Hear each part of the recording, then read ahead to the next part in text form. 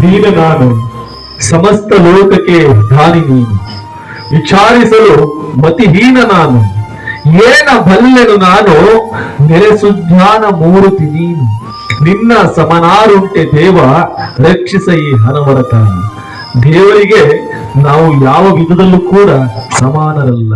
ಹಾಗಾಗಿ ಆಗಿನ ನಮ್ಮ ಮುತ್ತಾತಜರು ಯಾವುದೇ ಗುಡಿ ಗೋಪುರಗಳನ್ನ ಕಟ್ಟಿದ್ರು ಕೂಡ ಎಲ್ಲ ದೇವಸ್ಥಾನಗಳು ಇದ್ದುದು ಕೂಡ ಪರ್ವತ ಶಿಖರಗಳಲ್ಲಿ, ಯಾವುದು ಕೂಡ ಊರೊಳಗೆ ಹಳೆ ದೇವಸ್ಥಾನಗಳು ಇರೋದಿಲ್ಲ.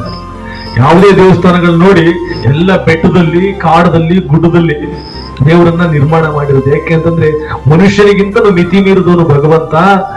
ಅವನ್ನ ನಮ್ಮ ಸಮಾನವಾಗಿ ನಾವು ಯಾವತ್ತು ನೋಡಬಾರದು ಅನ್ನೋ ದೃಷ್ಟಿಯಿಂದ ಯಾವುದೇ ದೇವಸ್ಥಾನ ಕಟ್ಟಿದ್ರು ಕೂಡ ಬೆಟ್ಟ ಗುಟ್ಟದ ಮೇಲೆ ಕಟ್ಟಿರೋದು ದೇವಸ್ಥಾನಗಳು.